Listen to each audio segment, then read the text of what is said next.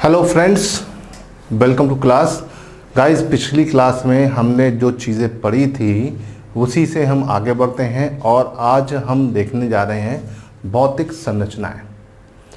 तो गाइस, भौतिक संरचना होती क्या है हमको पहले ये जानना है और फिर इससे रिलेटेड जो भी आपके एग्ज़ाम में क्वेश्चंस आते हैं उसको देखना है। पहली चीज़ मैं आपको बता दूं कि हमारा जो भौतिक संरचना या फिजिकल फीचर है इसका आज जो है पार्ट 1 हम डिस्कस करेंगे। पार्ट 1 मतलब अभी आपको समझ में आ जाएगा पार्ट 1 ये क्यों है। ठीक है गाइस, देखिए भौतिक संरचनाएं होती क्या है हमको पहले ये जानना है। What are physical features. Physical features की अगर हम बात करते हैं तो हमारे पास फिजिकल फीचर टोटल मिलाकर 6 हैं जो आपके सामने यहाँ पर लिखे हुए हैं। फिजिकल फीचर में सबसे पहले जो फिजिकल फीचर हमारे पास आता है वो है आपका माउंटेन या पर्वत। ठीक। दूसरा फिजिकल फीचर जो हमारे पास आता है वो प्लेन एरिया या फिर मैदान। तीसरा प्लेट्यू या पठार। चौथा आपका डेजर्ट। पांचवा कोस्टल रीजन्स या तटीय क्षेत्र और छठा है आइलैंड या द्वीप। इसमें आगे बढ़ने से पहले चीज़ हमें ये पता होना चाहिए कि आपका फिजिकल फीचर होते क्या हैं। फिजिकल फीचर की अगर हम बात करते हैं तो वो संरचनाएं जो हमारे पास हार्ड फॉर्म में मौजूद होती हैं, है ना, उनमें हमारे पास ये 6 चीज़ें हैं। तो हमारे पास जब भौतिक संरचनाओं की बात होती है तो भौतिक संरचना हमारे पास 6 प्रकार की होती है। इन 6 से कोई 7वीं नहीं होती है। हाँ, लेकिन कभी कभी जब आप बुक्स पढ़ते हो, एनसीईआरटी छोड़कर आप कोई और किताब पढ़ते हो, ये जो क्लासिफिकेशन है ये आपके सामने लिखा हुआ है एनसीईआरटी का। एनसीईआरटी में आपको 6 फिजिकल फीचर या भौतिक संरचनाओं के बारे में बताया जाएगा। लेकिन जब हम बात करते हैं, जब और स्टैंडर्ड राइटर्स जो होते हैं, स्कॉलर्स होते हैं, वो अपनी किताबों में लिखते हैं तो क्या करते हैं, बहुत से स्टैंडर्ड राइटर ये बोलते हैं कि जिस मैदानी क्षेत्र पर पर्याप्त मात्रा में वर्षा नहीं होती है तो वो किस में बदल जाता है, मरुस्थल में।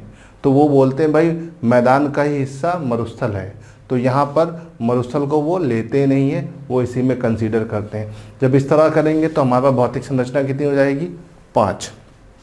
इसी प्रकार से और बड़े स्टैंडर्ड राइटर जो होते हैं बोलते हैं जो तटवर्ती क्षेत्र होता है उसी का हिस्सा होता है आपका द्वीप या आइलैंड।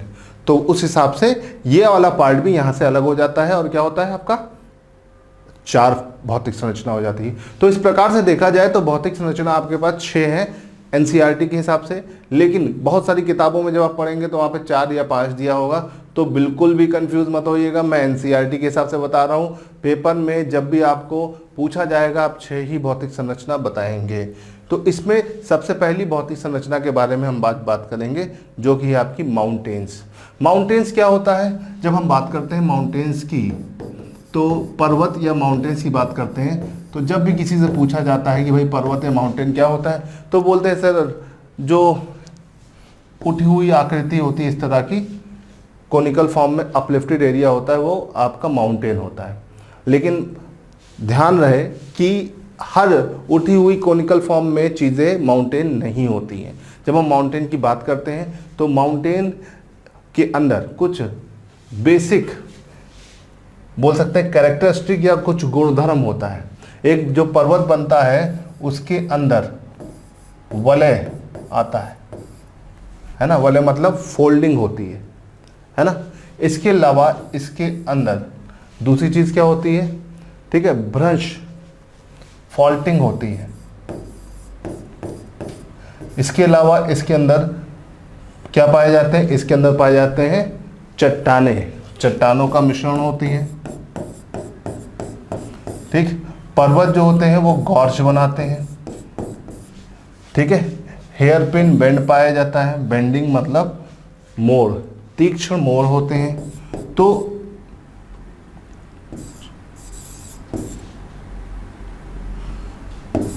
ये सब चीजें इसमें पाई जाती हैं। तो जब हम पर्वतों की बात करते हैं तो पर्वत तो क्या होते हैं, पर्वत में ये कुछ मुख्य चीजें होती हैं। पर्वतों के जब हम प्रकार की बात करते हैं तो इसके प्रकार विभिन्न प्रकार के आपको मिलेंगे, और जब इनके प्रकारों में हम देखेंगे तो आपका पोजीशन के हिसाब से, हाइट के हिसाब से या फिर उत्पत्ति के आधार पर इसको हम क्लासिफाई करते हैं, है ना। जब हम इसके बनने के आधार की बात करते हैं तो बनने के आधार पर पर्वतों को हम दो प्रकार से मुख्य रूप से विभाजित करते हैं, वलित पर्वत और भ्रंश पर्वत। लेकिन जब और आप इसमें डिटेल में जाएंगे तो एक तीसरा भी निकल के आएगा, क्या, गुंबदाकार पर्वत या ज्वालामुखी पर्वत। ठीक है, ये याद रखिएगा, ये आपका इसका बेसिक क्राइटेरिया है।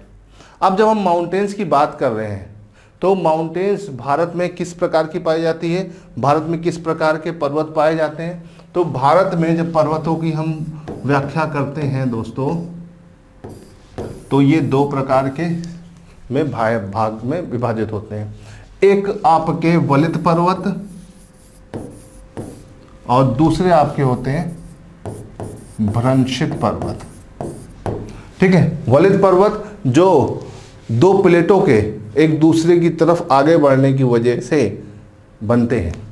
अब ये कैसे बनते हैं इसका एक जनरल आइडिया दे देता हूँ, ज़्यादा डिटेल में हमें जाने की ज़रूरत नहीं है, क्योंकि आपके कोर्स स्ट्रक्चर के हिसाब से इसमें आपको ज़्यादा डिटेल में नहीं जाना है।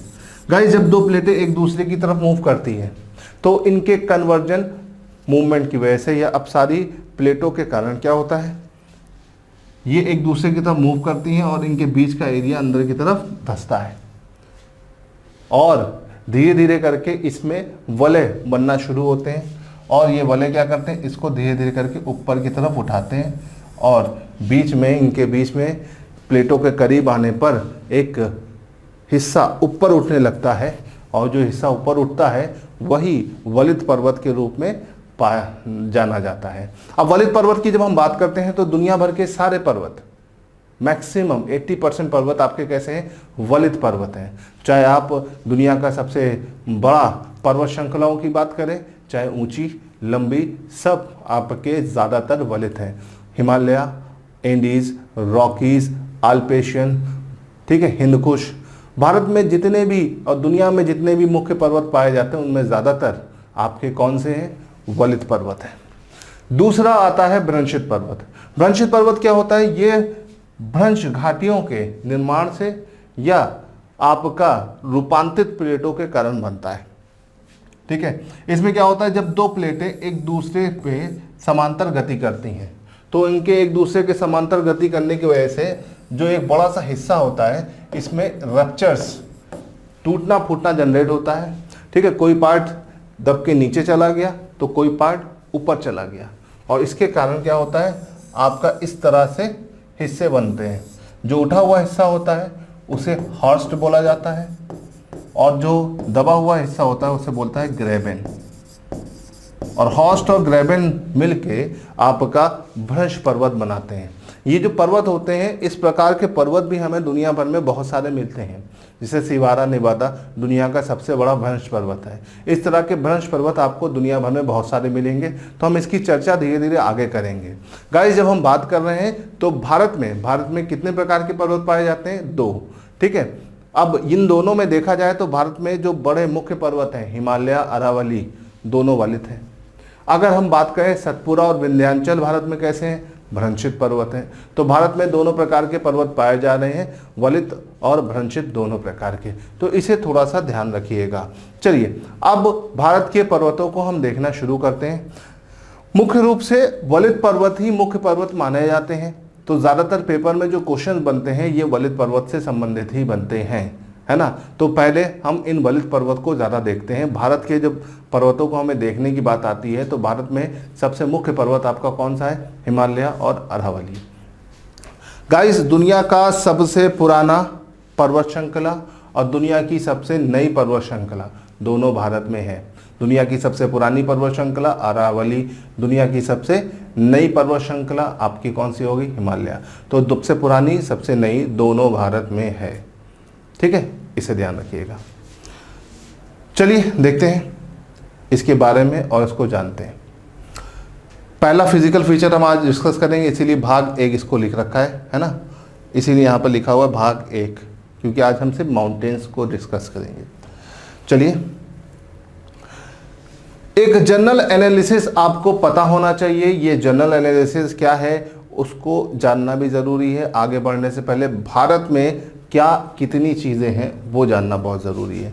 यहाँ पर जो फैक्ट लिखे हुए हैं, ये फैक्ट आपके पेपर के हिसाब से बहुत ही उपयोगी हैं और इसको नोट्स करते हुए, इसके नोट्स बनाते हुए चलते जाइएगा गाइज। देखिए दोस्तों, यहाँ पर पहली चीज़ है, यहाँ पर आपको दिया हुआ है भारत में पर्वत कितने हैं। पर्वत लगभग भारत के कुल क्षेत्रफल के 10.6% है। ठीक है। पहाड़ियाँ कितनी हैं? जब हम पहाड़ियों की बात करते हैं तो पहाड़ियाँ भारत के कुल क्षेत्रफल के 18.5% है ना। तो पर्वत और पहाड़ियाँ मिला लें तो लगभग 29% के करीब मिलेगा आपको, है ना। पठार कितने हैं? 27.3%। और भारत में कौन सी चीज़ सबसे ज़्यादा है? मैदान, लगभग 43.2%। तो आपको ये याद रखना है कि भारत के स्ट्रक्चर में कितनी चीज़ कितने प्रतिशत है। प्रतिशत ना भी याद रखो, कभी कभी इसको ऑर्डर में लगाने का होता है। तो भारत में सबसे ज़्यादा बड़ा क्षेत्रफल किसका है? मैदान का, फिर पर्वत और पहाड़ का है ना, फिर आपका पठार का है। ठीक। अगर इनको चारों को अलग अलग आएगा तो भाई फिर नंबर 1, नंबर 2, नंबर 3 और नंबर 4 ऐसे चलेगा, नीचे से ऊपर जाओगे। ठीक। ये एक चीज़ आपको ध्यान रखना है। दूसरी चीज़, भारत के जब हम पर्वतों की बात करते हैं तो भारत में सबसे पुरानी पर्वत श्रृंखला कौन सी है? Aravalli. Aravalli pre Cambrian age में तैयार हुई। प्री कैम्ब्रियन एज मतलब क्या है? बहुत पुरानी समय से, सब शुरुआत जहाँ से होता है वहाँ से। ठीक। उसके बाद दूसरी पर्वत श्रृंखलाओं की जब हम बात करते हैं तो उसमें दूसरे नंबर बनता है पूर्वी घाट। पूर्वी घाट कैलिडोनियन युग में बना। कौन से युग में? कैलिडोनियन युग में इसका तैयार हुआ। ठीक है। उसके बाद विंध्याचल और सतपुरा, विंध्याचल और सतपुरा इसमें तीसरे नंबर पर बने हर्शियन एज में। कौन सी एज में? हर्शियन युग में। ठीक है। उसके बाद हमारे पास आता है हिमालय। हिमालय सबसे यंग फोल्ड माउंटेन है। वो कब बना? टर्शरी एज में, टर्शरी युग में। तो गाइज ये आपको पता होना चाहिए। कभी कदार एग्जाम में क्वेश्चन दे देता है कि इन पर्वतों को इनके बनने के आधार पर शुरू से आखिर में लगाइए। तो आपको पता है सबसे पुराना अरावली, सबसे नया हिमालय, लेकिन पश्चिमी घाट और विंध्याचल सतपुरा में पहले कौन बना? तो पश्चिमी घाट बना। इसको थोड़ा सा ध्यान रखिएगा। अब यहाँ पर देखो, एक नीचे एक और चीज़ लिखी हुई है, भारत के 4 कोनों के बारे में बात हो रही है। भारत के 4 कोने, east west north south. Bharat का सबसे उत्तरतम बिंदु है इंदिरा कोल। इसको भूलिएगा नहीं, बहुत बार पेपर में आ चुका है, जो कि आपका सियाचिन में है, जम्मू कश्मीर। ठीक है। अभी जम्मू कश्मीर होता था, अभी ये कहाँ पे पहुँच गया? आपका पहुँच गया लद्दाख में। अब ये बिंदु कहाँ पे पहुँच गया? आपका लद्दाख में। तो इसको करेक्ट कर लीजिएगा। ठीक है। और इसको अपडेटेड फॉर्म में ध्यान रखिएगा। ठीक। इसके बाद भारत का सबसे दक्षिणतम बिंदु इंदिरा पॉइंट। इंदिरा पॉइंट अंडमान निकोबार में पड़ता है ना। अंडमान निकोबार द्वीप में, निकोबार में पड़ता है, ग्रेट निकोबार का हिस्सा है। ठीक। इसके बाद आते हैं ईस्ट। भारत का सबसे पूर्व में स्थित बिंदु किबिथु। किबिथु जो है अरुणाचल प्रदेश का हिस्सा है। किसका हिस्सा है? अरुणाचल प्रदेश का। उसके बाद आते हैं भारत का सबसे पश्चिम में स्थित बिंदु गौरमोती, जो कि सरक्रीक में है। ठीक। जो कि हिस्सा है किस राज्य का? गुजरात का। तो इसको थोड़ा सा ध्यान रखिएगा। अगर आप इसे ध्यान रखोगे तो आई थिंक कि आपको कोई दिक्कत नहीं आने वाली। चलिए, ये तो बात होगी एक बेसिक चीज़ों के बारे में। अब देखो, जब हम हिमालय की बात करते हैं, हमारे पास जब पर्वतों की शुरुआत होती है तो इसमें सबसे पहला जो शुरुआत और पहला जो भारत के पर्वतों की बात आती है तो उसमें आती बात हिमालय की। हिमालय को अगर आप देखोगे तो हिमालय आपका किस तरह से फैला हुआ है? इस तरह से आगे तक फैला हुआ है, इसे याद रखिएगा। हिमालय की 3 श्रेणियां हैं। ठीक। हिमालय की 3 श्रेणियां हैं। इसको अभी हम अगर आगे देखेंगे तो समझ में आएगा। हिमालय जो है उत्तर से पूर्व दिशा की ओर फैला हुआ है। ठीक है। उत्तर में इसकी चौड़ाई लगभग 150 से 200 किलोमीटर के बीच मिलेगी। और उत्तर से पूर्व तक आते आते, सॉरी 150 200 नहीं, 150 200 तो इधर है। उत्तर में इसकी चौड़ाई लगभग 400 किलोमीटर तक मिलेगी। और पूर्व की तरफ आते आते ये 150 से 100 किलोमीटर के बीच सिमट जाती है। तो गाइस देखिए, इसकी जो चौड़ाई है इधर ज़्यादा है और इधर से इधर आते आते इसकी चौड़ाई कम हो रही है। ठीक है, अब मैंने आपको बताया था प्लेटें जो होती है ना, प्लेट ही इस तरह के पर्वतों को बनाती हैं। तो इधर प्लेटों के बीच जो है गैप ज़्यादा है ना, प्लेट एक दूसरे को पुश नहीं कर रही हैं। तो इधर क्या है, जो पर्वत हैं वो कम ऊंचे हैं, और जब प्लेटें एक दूसरे के ज़्यादा करीब आती हैं तो बीच के सेडिमेंट और ऊपर उठेंगे, तो इधर आते आते जितने भी पर्वत मिलेंगे वो काफ़ी ऊंचे मिलेंगे। तो पूर्व की उत्तर की अपेक्षा पूर्व में ज़्यादा ऊंचे पर्वत हैं। उसकी वजह क्या है, प्लेटों के बीच की दूरी यहाँ पर धीरे धीरे कम हो रही है। तो इधर से इधर आते आते सारे बड़े बड़े ऊंचे ऊंचे पर्वत आपको मिलेंगे। ठीक है, तो चौड़ाई कहाँ से कहाँ कम हो रही है, ये एक तलवार के शेप में बना हुआ है। अगर आप इसे देखोगे सॉर्ड के शेप में है।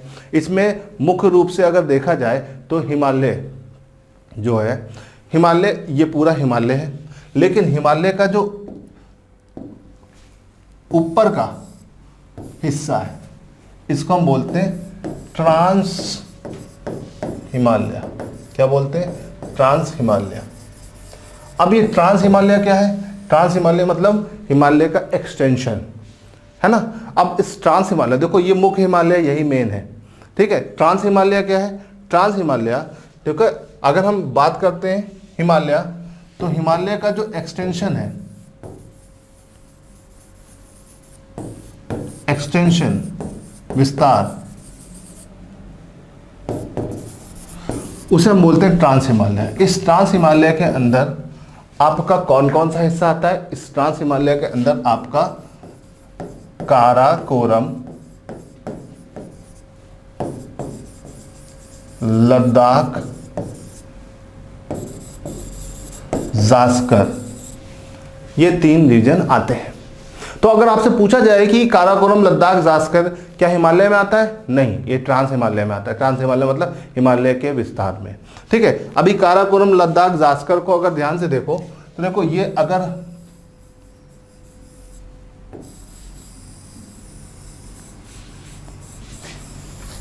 ये भारत के अगर सींग है जिस पे काफी विवाद चल रहा है, जम्मू कश्मीर का हिस्सा है, तो अगर ध्यान से देखा जाए तो देखो यहां पर आपके पास पामीर का पठार मिलेगा। क्या मिलेगा गाइस आपको, पामीर का पठार। यहाँ पे आपको मिलेगा पामीर का पठार। पामीर के पठार को अगर देखोगे तो यहाँ पर इसी के यहाँ पर से आपके पास एक श्रृंखला निकलेगी, पर्वत श्रृंखला, उसका नाम होगा काराकोरम। ठीक, काराकोरम के बाद नीचे लद्दाख और फिर उसके नीचे जास्कर। ठीक है, तो कभी इसको अरेंज करने को आए उत्तर से दक्षिण में, तो सबसे पहले काराकोरम, फिर लद्दाख, फिर जास्कर। ठीक है, ये बहुत बार क्वेश्चन आया है, काराकोरम, लद्दाख, जास्कर, और यहाँ पर आता है पीर पंजाल। पीर पंजाल फिलहाल हिमालय में आता है, पीर पंजाल। तो ये 4 दिया जाता है उत्तर से दक्षिण अरेंज करने को। तो अक्सर आता है, बच्चे पेपर में गड़बड़ कर देते हैं, तो इसे गलत मत करिएगा, ध्यान रखिएगा। चलिए, ये तो बात हो गई हमारे पास हिमालय का, ट्रांस हिमालय का हिस्सा। ट्रांस हिमालय मतलब ये रीजन जो हिमालय का एक्सटेंशन है। ठीक है, तिब्बत का हिस्सा भी आता है उसमें। ठीक, इसे ध्यान रखिएगा। अब हिमालय की अगर हम बात करते हैं तो मुख्य हिमालय को हमें देखना है। ट्रांस हिमालय को हमको जितना देखना था हमने देख लिया। देखो, ट्रांस हिमालय में आपके पास ये 3 हिस्से हैं, और भारत की सबसे ऊंची चोटी आपका ट्रांस हिमालय में ही पाई जाती है ना, K2 या गोडविन ऑस्टिन। इसको एकदम क्लियर रखना, भारत की सबसे ऊंची चोटी गोडविन ऑस्टिन काराकोरम में ही है। ठीक, ट्रांस हिमालय का हिस्सा है। चलिए, अब यहाँ पे देखते हैं हिमालय वापस। हिमालय की 3 श्रेणी है, आपको दिख रही है गाइस। ठीक, सबसे पहला ये, ठीक, ये पहली वाली जो है हिमालय का जो हिस्सा है, इसको हम बोलते हैं वृद्ध हिमालय। इसे हम क्या बोलते हैं, वृद्ध हिमालय या हिमाद्री। हिंदी और इंग्लिश में से हिमाद्री बोलते हैं। ग्रेटर हिमालय, वृद्ध हिमालय या हिमाद्री। दूसरा वाला हिस्सा जो है इसको आप बोलते हैं लघु हिमालय या लेसर हिमालय, या इसको आप बोलते हैं हिमाचल। क्या बोलते हो गाइस, हिमाचल। फिर आता है आपका तीसरे नंबर पे आता है आपका वाय हिमालय। जिसको आप बोलते हो हिंदी और इंग्लिश में शिवालिक। तो इसे याद रखिएगा, हिमालय की 3 रेंजेस हैं, ठीक है। पहली रेंज आपकी हिमाद्री, दूसरा हिमाचल, तीसरा शिवालिक, ठीक है। हिमाद्री को आप वृहद हिमालय भी बोलते हो, हिमाचल को आप लघु हिमालय भी बोलते हो, शिवालिक को आप वाह हिमालय भी बोलते हो। अब अगर देखा जाए तो इसमें वृहद हिमालय जो है पूर्ण रूप से भारत और नेपाल में विभाजित है। इसका अधिकतम हिस्सा नेपाल में है। इसी वृहद हिमालय में दुनिया की सबसे ऊंची चोटी पाई जाती है। उस ऊंची चोटी का नाम क्या है? आपका माउंट एवरेस्ट, ठीक है। इसके अलावा अगर हम लघु हिमालय की बात करें तो इसका अधिकतम हिस्सा भारत में, थोड़ा सा हिस्सा नेपाल में, ठीक। फिर अगर हम वायु हिमालय की बात करें तो ये पूरी तरह से भारत में है, fully in India, fully in India. तो अगर देखा जाए तो कौन कहां पर है ये पता होना चाहिए, इसे ध्यान रखिएगा, ठीक। तो मूल रूप से हिमालय भारत और नेपाल के बीच में विस्तारित है। ये आपको जानने का जरूरी था, तो मैंने आपको बताया। अब हिमालय का देखो 3 रेंजेस हैं, सबसे बड़ी कौन सी है, उससे छोटी कौन सी। इसमें बेसिक चीज़ें जो थी मैंने आपको बता दिया। अब थोड़ा सा इसका स्ट्रक्चर और इसकी लोकेशन वगैरह देख लेते हैं, है ना। देखिए ये इसकी लोकेशन है, एनसीईआरटी से उठाया हुआ डायग्राम है, ठीक। देखो ये आपका पामीर का पठार है, ये वाला हिस्सा जो है आपका पामीर का पठार है। पामीर के पठार से पर्वत श्रृंखलाएं निकल रही है। इसे दुनिया की छत इसे यूं ही नहीं कहा जाता, क्यों? क्योंकि यहाँ पर देखो तो एशिया की जितनी बड़ी बड़ी पर्वत श्रृंखलाएं हैं वो सब यहीं से निकल रही है। इधर देखो कुल्लून श्रेणियां निकल रही, इधर कौन सा निकल रहा है? हिंदकुश श्रेणियां निकल रही, नीचे आपका देखो काराकोरम हिमालय, ये सब निकल रही। देखो हिमालय यहाँ से शुरू हो रही है, ठीक है। देखो काराकोरम है, फिर देखो ये आपका लद्दाख है, लद्दाख के नीचे जास्कर है, ठीक है। उसके बाद ये हिमालय शुरू हो रहा है। हिमालय यहाँ से शुरू हो रहा है ये पूरा, और ऐसे करके ये आपका हिमालय यहाँ से यहाँ तक आया है। ये देखो, ठीक। तो एक तलवार के जैसा आकृति में है, ठीक है, और उत्तर से पूर्व की ओर फैला हुआ है। अब हिमालय की अगर हम बात करते हैं तो हिमालय में भारत की सबसे ऊंची चोटी, अक्सर एग्जाम में क्वेश्चन आता है, ठीक है। हिमालय की सबसे ऊंची चोटी तो आपको पता है कौन सी है गाइस? आपका माउंट एवरेस्ट। लेकिन अगर हिमालय में भारत की सबसे ऊंची चोटी पूछे तो ज्यादातर बच्चे बताते हैं गॉडविन ऑस्टिन। बिल्कुल गलत है। इसका सही जवाब है कंचनजंगा। कंचनजंगा सिक्किम में पड़ती है और भारत में हिमालय की सबसे ऊंची चोटी है। इसे ध्यान रखिएगा, बहुत इंपॉर्टेंट फैक्ट है। इस फैक्ट से ही आपको सारी चीज़ें समझ में आ जाएंगी, ठीक है। अभी मैंने आपको पिछले उसमें जो बताया उस पर वापस चलते हैं और थोड़ा सा कुछ चीज़ों को और देखते हैं, ठीक है। अभी देखो ये पूरा आपका क्या है? हिमालय का विभाजन। अब हिमालय का अगर देखा जाए तो हिमालय को हम 3 हिस्सों में विभाजित कर सकते हैं। इसके अलावा नदियों के आधार पर भी विभाजित कर सकते हैं। नदियों के आधार पर मतलब नदियां क्या करती हैं? हिमालय को काटती चली जाती हैं। तो यहाँ पर हमारे पास जो नदियां हैं, 5 नदियां हैं। देखो ये आपकी सिंधु नदी ऐसे आती है और हिमालय को यहाँ से काटते हुए निकल जाती है। सिंधु के अलावा आपके पास दूसरी नदी आती है सतलज। सतलज के अलावा तीसरी नदी आती है काली, और काली के बाद अगली नदी आती है आपकी तीस्ता, ठीक है। और तीस्ता के बाद आपके पास आती है ब्रह्मपुत्र, ठीक। तो यहां पर आपके पास 5 नदियां हैं। पहली नदी कौन सी है? पहली नदी आपके पास सिंधु। सिंधु के बाद दूसरी नदी कौन सी है? सतलज। सतलज के बाद तीसरी नदी कौन सी है? काली। काली के बाद आती है आपकी तीस्ता, और तीस्ता के बाद आती है ब्रह्मपुत्र। तो यहां पर अगर आप देखते हैं तो हम पूरे हिमालय को 5 नदियों के हिसाब से बांट सकते हैं। पहली नदी सिंधु, दूसरी सतलज, तीसरी काली, चौथी तीस्ता, 5वीं ब्रह्मपुत्र। और ये 5 नदी आपको यहाँ पर दिख रही हैं। ये 5 नदी पूरे हिमालय को, सॉरी भारत को नहीं, हिमालय को 4 बड़े हिस्सों में बांटती हैं। 4 बड़े बड़े खंडों में विभाजित करती है। ठीक है, तो पहला खंड जो बनता है ये वाला पहला खंड जो है ये आपका कहलाता है कश्मीर या पंजाब हिमालय। ठीक है, दूसरा खंड जो बनता है, दूसरा खंड कहलाता है कुमाऊं हिमालय, कुमाऊं हिमालय।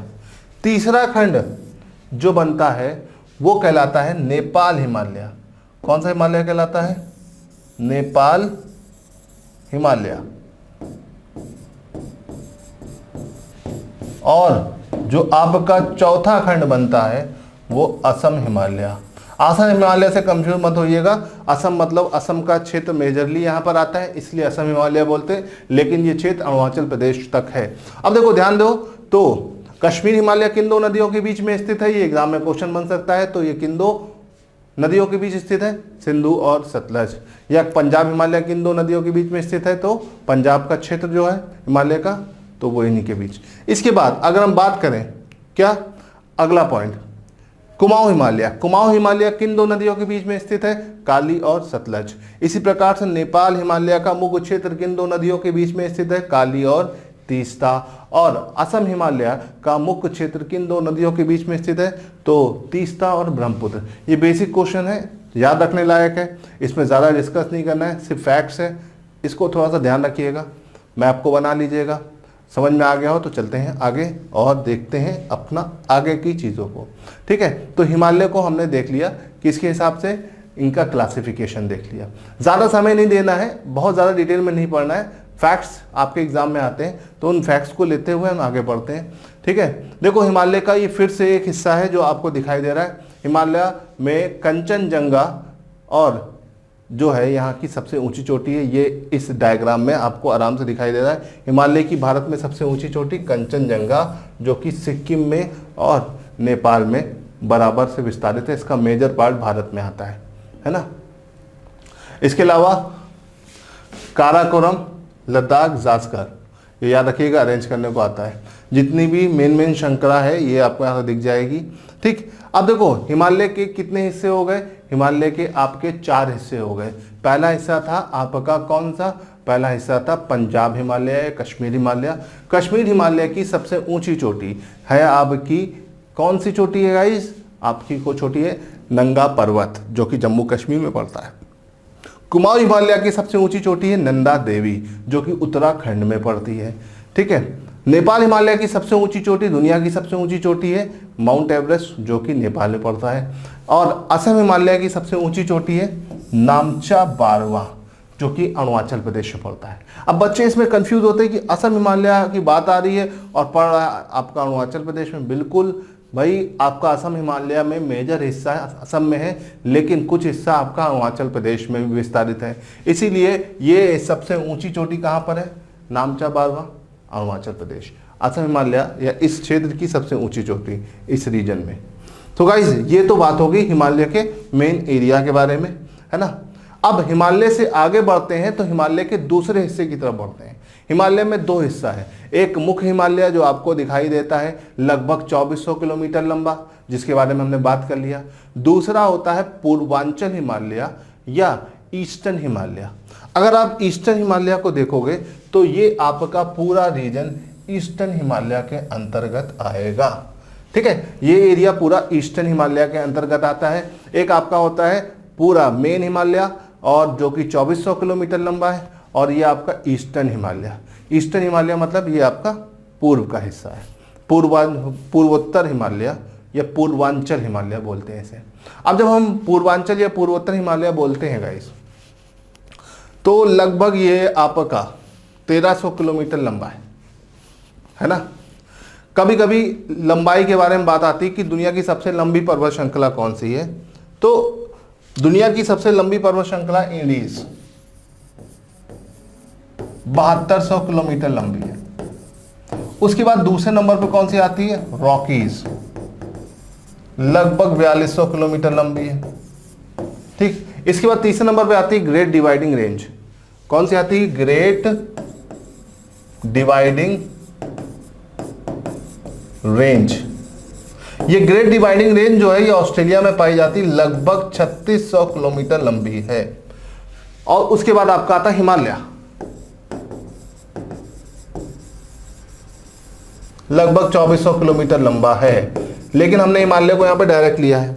अगर हम इनडायरेक्टली पूरे हिमालय को ले लें, मेन हिमालय प्लस पूर्वोत्तर वाला हिमालय, तो ये टोटल इसकी लेंथ हो जाती है 3700 किलोमीटर, क्योंकि 1300 किलोमीटर इसमें एक्स्ट्रा जुड़ जाता है। तब ये आ जाता है कहाँ पर, नंबर 3 पर। तो कभी कभी अरेंज करने को देता है और ऑर्डर में नंबर 3 पर अगर ये लगा रखा है तो कंफ्यूज मत होइएगा, एकदम सही है। तब उनके कहने का मतलब है पूरा हिमालय ले रहे हैं, कंप्लीट। ठीक, हिमालय बहुत दूर तक फैला हुआ है, आपको दिखता नहीं लेकिन हिमालय बहुत दूर तक फैला हुआ है। चलिए पहले पूर्वांचल हिमालय जाने से पहले हिमालय के पूरा विस्तार एक बार मैं आपको दिखा देता हूँ कि कहाँ तक है। ठीक है,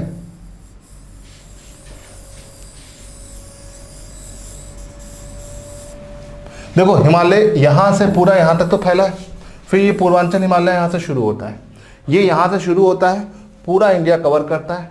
फिर म्यांमार में अरकान युमा, ये भी हिमालय का ही हिस्सा है। ठीक है, फिर अंडमान निकोबार में जो हिस्सा पाया जाता है वो भी हिमालय है। तो हिमालय कहाँ तक फैला हुआ है, अंडमान निकोबार। अंडमान निकोबार में जो पर्वत हैं वो किसका हिस्सा है, हिमालय का। कौन से हिमालय का, पूर्वोत्तर हिमालय का। इसे याद रखिएगा, बहुत इंपॉर्टेंट क्वेश्चन है। चलिए अब यहाँ से आगे बढ़ते हैं, हम वापस आते हैं पूर्वोत्तर हिमालय, इसको आगे बढ़ाएंगे तो चीज़ें अपने आप ही क्लियर हो जाएंगी। पूर्वोत्तर हिमालय जैसे आपको दिख रहा है, पूर्व में यहाँ पर आपके पास 4 राज्य हैं। सबसे ऊपर आपका अरुणाचल प्रदेश, कौन सा, अरुणाचल प्रदेश, ARPD। ठीक है, दूसरा स्टेट आपका कौन सा है, नागालैंड, नागालैंड। तीसरा है मिजोरम, सॉरी मणिपुर, और सबसे नीचे वाला है आपका मिजोरम। ये चारों के चारों राज्य आपके म्यांमार के साथ सीमा बनाते हैं, तो इसे याद रखिएगा, इंपॉर्टेंट है, एग्जाम ओरिएंटेड है। ठीक है, ये पूरा इधर से इधर छोटे छोटे पर्वत हैं। ठीक, पटकोई भूम पहला, ठीक है, नागा हिल्स और मीजो हिल्स, 3 पहाड़ी हैं, पटकोई, नागा, मीजो, है ना। ये पटकोई, नागा, मीजो जो है पूर्वांचल की 3 पहाड़ियां हैं, है ना। और गारो खासी जयंतियाँ इसमें नहीं आता है। कहाँ आता है अभी हम आपको थोड़ी देर में बताएंगे, डोंट वरी, इसके लिए मैं आपको पूरा डिटेल बताऊंगा। ठीक, पटकोई, नागा, मीजो पूर्वोत्तर की 3 पहाड़ियां हैं, और इसमें सबसे ऊंची चोटी जो है नागालैंड में पाई जाती है, माउंट सारामती में।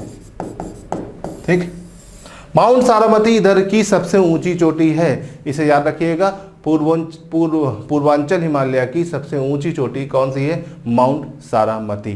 ठीक है, तो इसे याद रखिएगा। अब पूर्वांचल हिमालय यहाँ मिजोरम तक आते आते खत्म नहीं होता है, ये फिर आगे म्यांमार में जाता है, और म्यांमार में जो अरकान योमा पर्वत श्रृंखला है वो भी इसी का ही हिस्सा है, किसका, हिमालय का। फिर बीच में वाटर बॉडी आ जाती है, पानी आ जाता है, पानी का गैप मिलता है, फिर वापस आपका अंडमान निकोबार शुरू होता है, और अंडमान निकोबार में भी जो पर्वत हैं वो भी किसका हिस्सा है, इसी हिमालय के हिस्से का है। ठीक है, तो इसे ध्यान रखिएगा, ये इंपॉर्टेंट चीज़ है जो आपको जानना था। गाइस हमने हिमालय को एकदम कंप्लीट नॉर्थ से ईस्ट, फिर नॉर्थ से साउथ पूरा देख लिया। ठीक है, तो ये पूरा याद रखिएगा। अक्सर इसे अरेंज करने को आ जाता है उत्तर से दक्षिण, तो सबसे पहले पटकोई, फिर नागा, फिर मीजो, इसे ध्यान रखिएगा, पटकोई, नागा, मीजो। आसान है, कॉम्प्लिकेटेड नहीं है, लेकिन क्या होता है पता होगा तभी कर पाओगे। ठीक, चलिए अब आते हैं, हमने देख लिया पूरा उत्तर भारत। उत्तर भारत के बाद आते हैं दक्षिण के हिस्से पर, लेकिन दक्षिण के हिस्से में आने से पहले हम थोड़ा सा एक जनरल आइडिया ले लेते हैं। देखो ये आपका भारत का प्रायद्वीप का हिस्सा है। ठीक है, अब ये भारत का प्रायद्वीप का हिस्सा है, तो यहाँ पर जो आपके पास माउंटेन्स हैं वो कौन कौन सी है, देखो पहली तो ये आ गई, फिर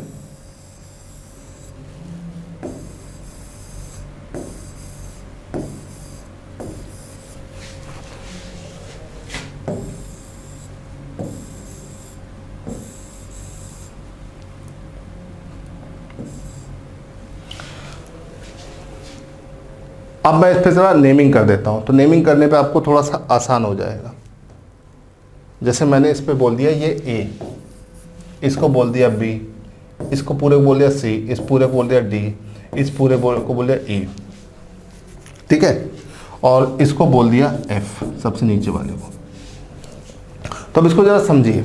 ए पर आपके पास क्या है? ए पर आपके पास है अरावली। बी पर क्या है? बी पर आपके पास विंध्याचल।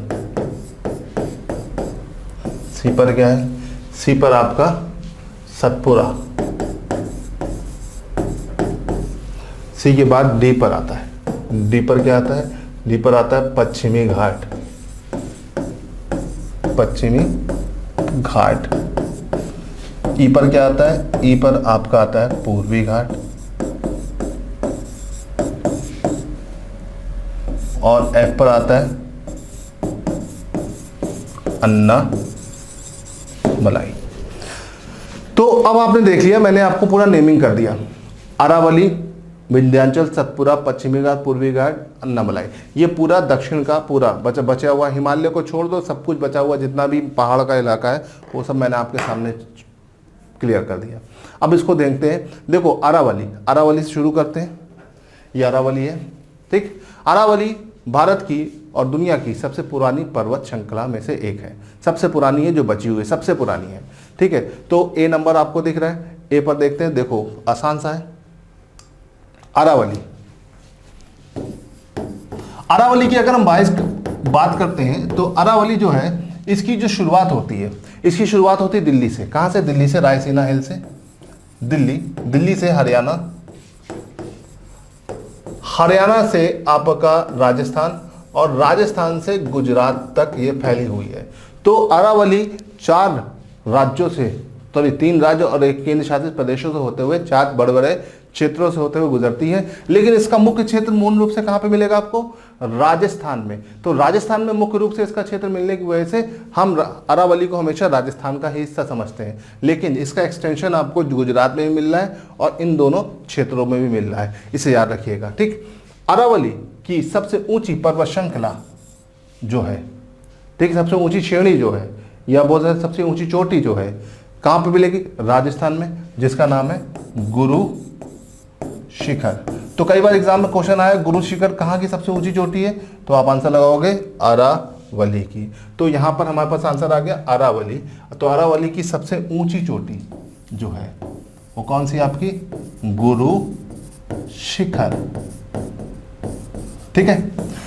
तो जो मोटी मोटी चीज आपको जाननी थी मैंने आपको बता दिया अरावली के बारे में, ठीक। अरावली में एक चीज और आती है, अरावली किस प्रकार का पर्वत है? देखो ये शुरू में था तो एक वलित पर्वत, लेकिन वलित पर्वत का भी अपना एक जीवन काल होता है। वो पहले धीरे धीरे अपलिफ्ट करता है ना, एक पीक पॉइंट पर पहुंचता है, उसके बाद धीरे धीरे डिक्लाइन करना शुरू करता है। मतलब जो वलित पर्वत होते हैं वो हमेशा एक जैसे नहीं होते, पहले वो अपने आप को उठाते हैं फिर धीरे धीरे खत्म होते जाते हैं। तो अरावली दुनिया का सबसे पुराना बचा हुआ वलित पर्वत है। तो आप समझ सकते हैं कि ये धीरे धीरे डिग्रेड हो रहा है, खत्म हो रहा है। तो जब ये खत्म हो रहा है इसीलिए हम इसे वलित पर्वत ना बोल के आज के टाइम में क्या बोलते हैं? रेजिडुअल पर्वत, रेजिडुअल माउंटेन या अपशिष्ट पर्वत। तो कई बार एग्जाम में क्वेश्चन आता है अरावली किस प्रकार का पर्वत है, तो अपशिष्ट पर्वत है, इसे ध्यान रखिएगा। कई बार क्वेश्चन बना है, बहुत आसान सा क्वेश्चन होता है लेकिन बच्चे इसमें कंफ्यूज हो जाते हैं कि इसमें क्या लगाएं, ठीक है। तो वैसे है तो ये फोल्ड माउंटेन, लेकिन अब फोल्ड नहीं रहेगी, अब खत्म हो रहा है फोल्ड माउंटेन, ठीक है। एक फोल्ड माउंटेन होती है, उसकी 3 स्टेज होती है, यंग, मैच्योर एंड रेजिडुअल। तो यंग में आपका हिमालय चल रहा है और आपका ये किस में चल रहा है? अंतिम अवस्था में, धीरे धीरे करके खत्म हो रहा है। अब सोचो आज भी जब ये अपनी अंतिम अवस्था में है तो इसकी ऊंचाई लगभग 1500 मीटर से ऊपर है। तो सोचो जब ये अपनी ओरिजिन में होगा, चरम अवस्था में होगा, तो इसकी ऊंचाई कितनी रही होगी? आई थिंक हिमालय से भी ऊंची रही होगी, ठीक है। तो ये एक बहुत ही इंपॉर्टेंट चीज़ है जो आपको पता होनी चाहिए। अरावली में बहुत सारी चीज़ें, लेकिन हमको उतना ही जानना है जो एग्जाम पॉइंट ऑफ व्यू से इंपॉर्टेंट है। अरावली के बाद आते हैं विंध्याचल। विंध्याचल और सतपुरा दोनों को हम एक साथ देख सकते हैं क्योंकि दोनों हमारे पास एक ही प्रकार की पर्वत है, कौन से? भ्रंश पर्वत। भारत में विंध्याचल और सतपुरा भ्रंश पर्वत की कैटेगरी में आते हैं, है ना। देखो ये आपका विंध्याचल है और नीचे आपका ऐसा सतपुरा है, ठीक है। विंध्याचल और सतपुरा को अगर आप ध्यान से देखोगे, है ना, तो आपको दिखेगा कि भाई ये दोनों के बीच में यहां पर भ्रंश घाटियां मिलेंगी। कौन सी घाटी? भ्रंश घाटी। तो भारत में भ्रंश घाटी बनाने वाले पर्वत विंध्याचल और सतपुरा, और इस भ्रंश घाटी से होकर जाने वाली नदी कौन सी है हमारे पास? नर्मदा। तो इसको थोड़ा सा ध्यान रखना, ठीक है। विंध्याचल ऊपर है, सतपुरा नीचे है, ठीक है। विंध्याचल के और सतपुरा के बीच में कौन सी नदी निकलनी? नर्मदा। और नर्मदा और नीचे एक नदी मिलेगी आपको ताप्ती। नर्मदा और ताप्ती के बीच में कौन सा पर्वत है? सतपुरा। तो इसे याद रखिएगा। अब ये पर्वत मूल रूप से एमपी में ही मिलेगा, लेकिन इसका थोड़ा थोड़ा विस्तार अगल बगल के राज्यों में भी मिलता है। इसका मुख्य क्षेत्र आपका कहां पर है? इसका मुख्य क्षेत्र आपका एमपी में है। विंध्याचल की अगर हम बात करें या विंध्यांश की अगर बात करें तो यहाँ की सबसे ऊंची चोटी, यहाँ की सबसे ऊंची चोटी कौन सी है? सद्भावना चोटी। सद्भावना पीक। और अगर हम सतपुरा की बात करते हैं तो सतपुरा को अगर ध्यान से देखोगे तो सतपुरा 3 हिस्सों में टूटा हुआ है। सतपुरा, महादेव, मैकाल। पूरा आपका बिहार तक पहुंचा हुआ है ये क्षेत्र, है ना। रांची बिहार के रेंजन तक पहुंचा हुआ है, ठीक है। सतपुरा, महादेव, मैकाल। अभी मैं इसको डिटेल में बताऊंगा, लेकिन सतपुरा की सबसे ऊंची चोटी कौन सी है? धूपगढ़। इसे याद रखिएगा, धूपगढ़। तो यहां पर विंध्याचल की सबसे ऊंची चोटी सद्भावना चोटी, ठीक है। सतपुरा की सबसे ऊंची चोटी धूपगढ़, ठीक है। यहां तक आपने देख लिया गाइस। अब देखो वापस देखते हैं पश्चिमी घाट। पश्चिमी घाट की अगर हम बात करते हैं तो पश्चिमी घाट कई बार क्वेश्चन बनता है। तो पश्चिमी घाट क्या है? ये आपको हर उठी हुई चीज पर्वत दिखाई देती है, लेकिन ये पर्वत नहीं है, ये एक्चुअली में पठार है। लेकिन क्योंकि ये उठा हुआ है इसीलिए अक्सर पूछा था पश्चिमी घाट की ऊंची चोटी। तो याद रखिएगा काल सुबाई, ठीक है। पूर्वी घाट एक रेजिडुअल या अपशिष्ट पर्वत की श्रृंखला में आता है ना। यहाँ की सबसे ऊंची चोटी जो है वो है विशाखापट्टनम। इसे याद रखिएगा, विशाखापट्टनम। और पश्चिमी घाट और पूर्वी घाट जहां पर मिलता है, the point at which western and eastern Ghat meet, जहां पर पश्चिमी घाट और पूर्वी घाट मिलते हैं, उस बिंदु को, उस क्षेत्र को हम बोलते हैं नीलगिरी, ठीक है, नीलगिरी। तो एग्जाम में अगर क्वेश्चन आता है कि पश्चिमी घाट और पूर्वी घाट जहां मिलते हैं उस क्षेत्र को नीलगिरी पर्वत का क्षेत्र कहा जाता है। और नीलगिरी की सबसे ऊंची चोटी है आपकी कौन सी? डोडा बेटा। तो कई बार क्वेश्चन आता है डोडा बेटा कहाँ की सबसे ऊंची चोटी है? तो आप आंसर क्या लगाओगे? नीलगिरी की सबसे ऊंची चोटी डोडा बेटा है, ठीक है। तो हमने देख लिया कि यहां तक पहुंच गए। कहां तक? इस पॉइंट तक, ठीक। नीलगिरी की सबसे ऊंची चोटी डोडा बेटा, ठीक। उसके बाद आपका F नंबर पे क्या आ रहा है? अन्नामलाई। अन्नामलाई पर्वत श्रृंखला की जो है यहां पर दक्षिण भारत की सबसे ऊंची चोटी पाई जाती है अनाई मुडी। तो अगर क्वेश्चन आता है दक्षिण भारत की सबसे ऊंची चोटी कौन सी है, तो आप इसमें लिख दीजिए अनाई मुडी। दक्षिण भारत की सबसे ऊंची चोटी कौन सी है? अनाई मुडी, ठीक है। Anamudi is the highest peak of South India. दक्षिण भारत की सबसे ऊंची चोटी कौन सी है? अनाई मुडी। इसको ध्यान रखना, ठीक है। क्लियर है गाइस? कोई दिक्कत? तो ये तो आपका पूरा उत्तर से दक्षिण तक आपका पूरा भारत में जितनी पर्वत श्रृंखला है वो मैंने आपको बता दिया है, ठीक है। और इस पे मैंने आपको कॉन्सेप्ट भी क्लियर कर दिया है। आई थिंक कि आपको ये समझ में आ गया होगा। उत्तर से दक्षिण, पूरब से पश्चिम, पूरा भी जितने भी मेन माउंटेन्स हैं उसको देख लिया है। हाँ, अब यहां पर देखते हैं पीछे वाले पर, इधर।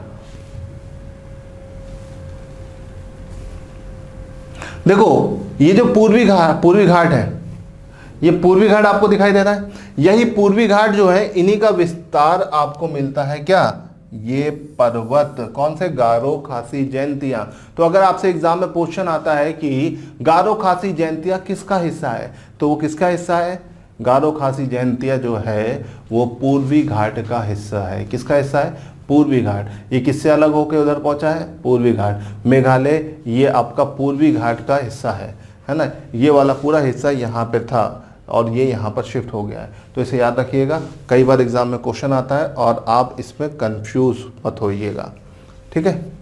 तो ये तो बात हो गई। तो यहाँ से जो जो क्वेश्चन बनते हैं सारी पर्वत श्रृंखला की सबसे ऊंची ऊंची चोटी मैंने आपको बता दी है, ठीक है। आप लोग इसके नोट्स बनाते जाइए और लिखते जाइए।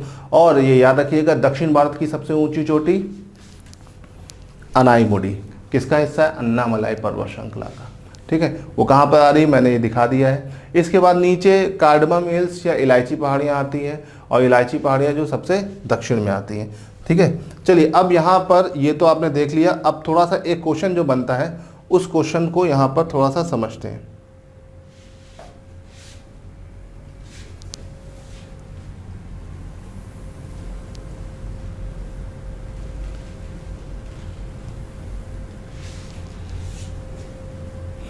देखिए यहाँ पर क्या है, यहाँ पर ये दक्षिण भारत ही आपके पास क्या मिल रही है, दक्षिण भारत की मेन छोटे छोटे हिल्स मतलब पहाड़ मिल रहे हैं, पर्वत नहीं पहाड़, ठीक है। इसमें देखो आपके पास जो इम्पोर्टेंट है वो मैं आपको बता देता हूँ। देखो ये तो आपने देख लिया था, कौन सा, देखो यहाँ पर कैमूर आपका किसका हिस्सा है, सतपुरा का, इसे ध्यान रखिएगा। राजमहल हिल जो है वो रांची में पाई जाती, कहाँ पाई जाती, रांची में, ठीक है। रामगढ़ पहाड़ियाँ झारखंड, छत्तीसगढ़, उड़ीसा तीनों में पाई जाती हैं और इन दोनों तीनों के मीटिंग पॉइंट पर है, ठीक। इसी तरह गरजात पहाड़ियाँ भी तीनों जगह पाई जाती हैं, लेकिन इसका मुख्य क्षेत्र उड़ीसा है, ठीक है। नयागढ़ हिल्स ये उड़ीसा में पाई जाती है ना। ऑर्डर में लगाने का उत्तर से दक्षिण तो आपको पता होना चाहिए कि कौन किस ऑर्डर में चल रहा है। फिर आपका नल्ला मलाई, वेनुकोडा, पालकोडा, नागड़ी हिल्स, ठीक है, ये सब यहाँ तक कहाँ पर आ रही है, आंध्र प्रदेश में। फिर आते हैं आपके पास जावेदी पहाड़ियाँ, कौन सी पहाड़ियाँ, जवादी पहाड़ियाँ, शिवराय हिल्स, पंचमलाई, ठीक है, पंचमलाई के बाद सिरुमलाई और फिर आता है पलानी, फिर वरुशनद और शेषचैलम। ये शेषचैलम नहीं, इतने बताए ये सब तमिलनाडु में। तो तमिलनाडु में शिवराय पहाड़ियाँ आती हैं, ये थोड़ा सा इंपॉर्टेंट है। शिवराय पहाड़ियाँ किसका हिस्सा है, शिवराय पहाड़ियाँ आपका तमिलनाडु का हिस्सा है, ठीक है। अन्नामलाई केरल और तमिलनाडु दोनों में पड़ती है और कार्डमम हिल्स सबसे नीचे पड़ती है, ठीक है। डोडा बेटा अन्नामलाई के ऊपर है ना, और नीलगिरी हिल्स का हिस्सा है। शेषचैलम आपका जैव विविधता संरक्षित क्षेत्र भी है, बायोस्फीयर रिजर्व भी है, जो आपका आंध्र प्रदेश में पड़ता है। तो ये पहाड़ियाँ जो हैं इनको नाम को याद रखिएगा। अगर आप इनके नाम को याद रखते हो फ्रेंड्स तो आपको मेरे ख्याल से कोई भी दिक्कत नहीं होने वाली है, ठीक है। माउंट आबू, देखो ये माउंट आबू है ना, ये माउंट आबू जो है अरावली पर्वत का वही रेंज है जहां पर आपको गुरु शिखर मिलती है। तो गुरु शिखर कहां पे मिलेगा, माउंट आबू। तो कुछ मोटी मोटी चीजें जो इस मैप के थ्रू आपको दिखाई दे रही हैं वो मैंने आपको बता दिया, लेकिन ये आपको तभी क्लियर होगा जब आप इसकी मैपिंग खुद करोगे गाइस, है ना। तो खुद जरूर करिएगा और ट्राई करिएगा कि खुद आप इसको करें।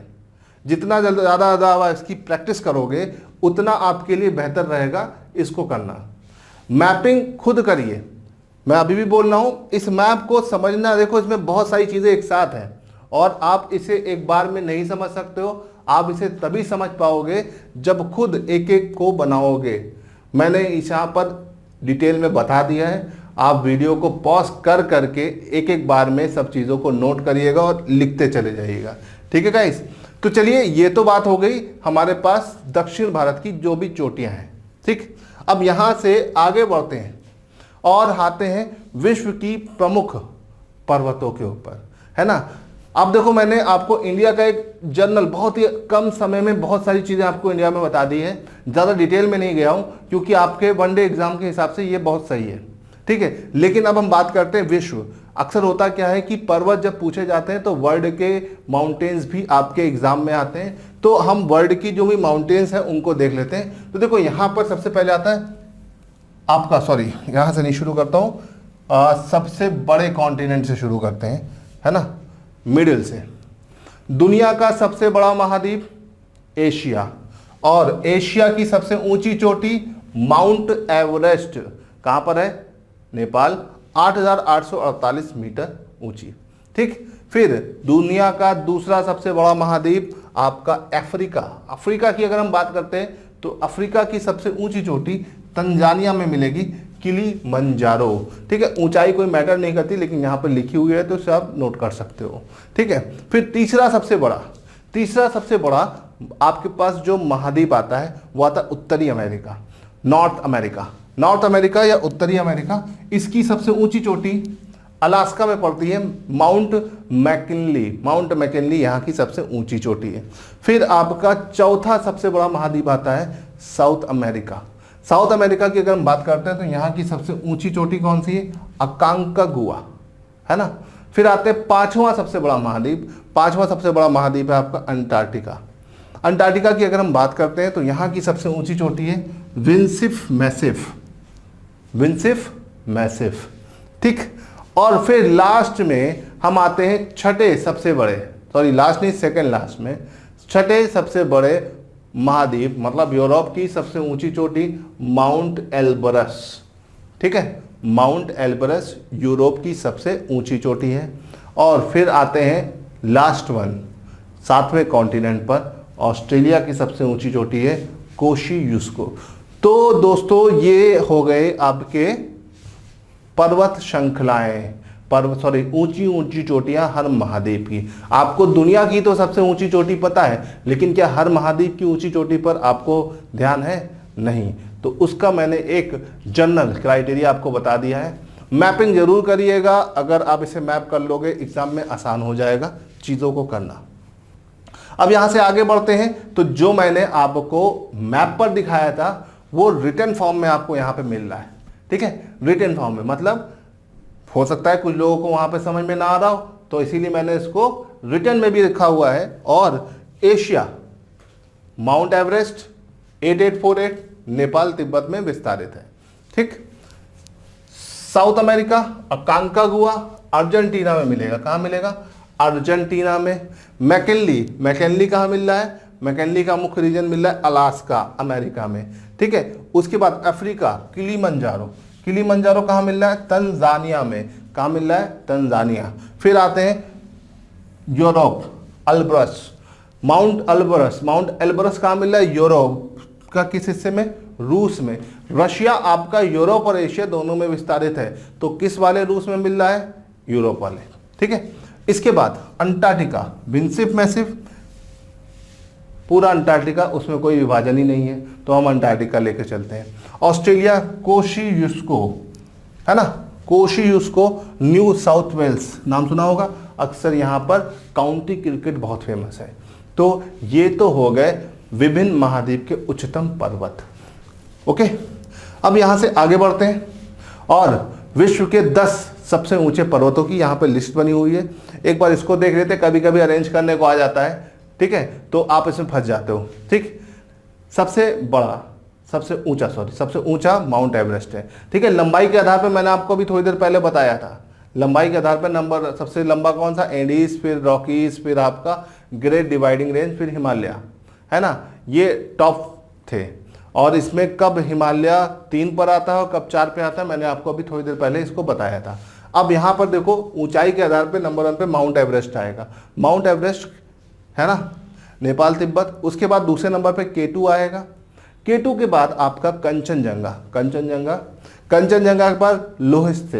ये इंपॉर्टेंट है क्योंकि टॉप 3 तो आपको पता है, क्योंकि इस पर 2 इंडिया में है और पहला वाला सबको पता होता है, तो टॉप 3 तो पता है, लेकिन टॉप 5 अगर आता है तो कैसे अरेंज किया जाएगा, इसे याद रखिएगा। लोहित से जो है नेपाल तिब्बत की सीमा में है। ठीक है, ज़्यादातर सब आपका हिमालय में। दुनिया के सबसे ऊंचे ऊंचे जितने भी पर्वत हैं वो सब देखोगे तो एशिया में, टॉप 10 सब एशिया में। ठीक है, चलिए, और उसमें भी एशिया में कहा, नेपाल में। ठीक, तो इसे ध्यान रखिएगा। मकालू, चोयो, धौलागिरी, मासलू, नंगा पर्वत, अन्नपूर्णा, ये सब आपके इसमें आते हैं। नंगा पर्वत भारत में है, जम्मू कश्मीर, मैंने बताया था अभी थोड़ी देर पहले आपको। ठीक है, पीओके वाले हिस्से में पाया जाता है। अभी तो फिलहाल ये जो पीओके वाला हिस्सा है ये लद्दाख में चला गया है। तो ये सब चीज़ों को थोड़ा सा गाइस देखे रहिएगा। ऊंचाई इतनी मैटर नहीं करती है, हाँ ये मैटर करता है कि इनके नाम, यही वाला पार्ट इसमें मैटर करता है, क्या, पर्वत वाला। बाकी कोई भी पार्ट इसमें इतना मैटर नहीं करता है। आपको अगर आता है तो बहुत अच्छा है, नहीं आता है तो कोई दिक्कत नहीं है। ठीक है, तो इसको थोड़ा सा ध्यान रखिएगा गाइस, और अगर आप इसे ध्यान रखोगे तो आसानी से क्वेश्चंस को कर ले जाओगे।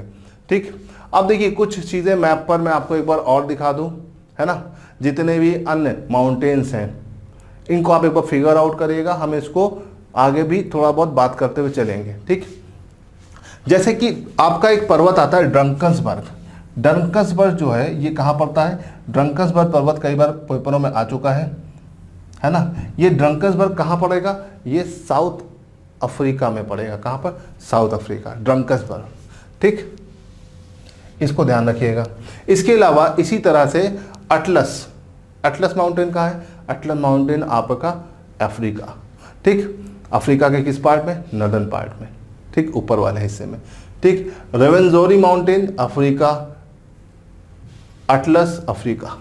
ठीक, इसी तरह से रॉकीज तो मैंने आपको बताया ही, सियारा नेवादा ये दुनिया की सबसे बड़ी ब्लॉक माउंटेन है, भ्रंशित पर्वत है, ये यूएस में पड़ती है। दुनिया का सबसे बड़ा भ्रंशित पर्वत या ब्लॉक माउंटेन यूएस।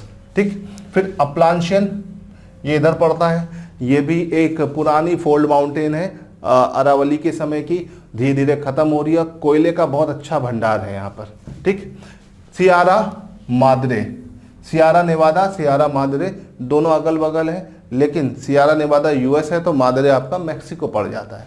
ठीक, एंडीज दुनिया की सबसे लंबी पर्वत श्रृंखला। ठीक, फिर ग्रेट डिवाइडिंग रेंज मैंने आपको बताया था तो उसकी लोकेशन मैं आपको दिखा दिया हूं। ठीक, बाकी भारत का तो सब पता ही है।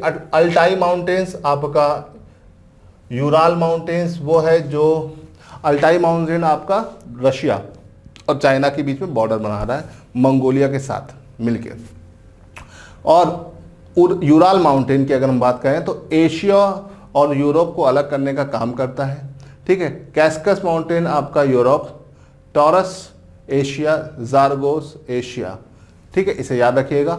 Alps mountain, Scandinavian mountains. ठीक है, स्कैंडिनेवियन माउंटेन्स होती हैं और स्कैंडिनेवियन कंट्रीज भी होती हैं। ठीक है, तो वो कंट्रीज कौन होती है ये आपका होमवर्क है, इसे ढूंढिएगा जरूर। मैं आगे इसको डिस्कस करूंगा, लेकिन फिर भी मैंने आपको बता दिया है। पायनीज की अगर हम बात करते हैं तो ये जो है ये आइबेरिया प्लेट्यू के पास पड़ता है और ये भी एक इम्पॉर्टेंट आपकी माउंटेन है। तो हमने वर्ल्ड की जितनी मेन माउंटेन है उसको यहाँ पे मैपिंग पे आपको दिखाया है, और इसको थोड़ा सा आप ध्यान से मैप कर लीजिएगा। कौन सी कहाँ पे पड़ रही है ये बहुत पूछा जाता है। ठीक है, तो इन पर थोड़ा सा फोकस कर लीजिएगा। अगर ध्यान कर लोगे गाइस तो आई थिंक फिर कोई दिक्कत नहीं होने वाली। ठीक है, उसी फॉर्म में देखो, यही एक और मैंने चित्र लगाया ताकि और आसानी से आपको समझ में आ जाए। लेकिन मैंने कोशिश की है कि आपको ज़्यादा से ज़्यादा चित्र या ज़्यादा से ज़्यादा आपको इसके मैपिंग के फॉर्म में समझाया जाए। गाइस दोस्तों, अगर आप इसको ज़्यादा से ज़्यादा मैपिंग करोगे तो ही आपके लिए बेहतर है। ठीक है, तो इसे मैप करिएगा। कोई भी दिक्कत आए तो आप मुझसे संपर्क कर सकते हैं, कमेंट सेक्शन में जाके कमेंट कर सकते हैं और अपनी जितनी भी दिक्कतें हैं उनको हमसे बता सकते हैं। तो चलिए गाइज, ये थोड़ा सा ट्रिकी और कॉम्प्लिकेटेड पार्ट था जो मैंने आज यहाँ पे किया। अब यहाँ से हम धीरे धीरे आगे बढ़ते हैं और अब इस सेशन को हम यहीं पर ख़त्म करते हैं। माउंटेन्स का जो सेशन होता है वो काफ़ी बड़ा है, लेकिन मैंने इसको बहुत ही कम समय में एक नियमित रूप से आपके एग्ज़ाम के ओरिएंटेड फॉर्म में बहुत ही कम समय में चीज़ों को एक जगह लाने की कोशिश करी है। तो चलिए आज के इस सेशन को यहाँ पर एंड कर रहे हैं। और देखो पार्ट 1 हो गया है कंप्लीट। प्लीज़ इसकी प्रैक्टिस करिएगा, क्वेश्चन इससे संबंधित लगाइएगा और जितना ज़्यादा हो सके प्रैक्टिस ज़रूर करिएगा, क्योंकि ये तभी आ पाएगा जब आप इसे प्रैक्टिस करोगे। ठीक है, मैंने ऐसे बता दिया, समझ में आ जाता है, लेकिन प्रैक्टिस करने से एग्ज़ाम के क्वेश्चन भी आ जाते हैं। तो प्लीज़ प्रैक्टिस ज़रूर करिएगा और कोई भी दिक्कत हो तो मुझसे संपर्क कर सकते हैं आप। ठीक है, तो चलिए आज के इस सेशन को मैं यहाँ पर ख़त्म करता हूँ। Thank you so much guys, मिलते हैं अगले लेक्चर में।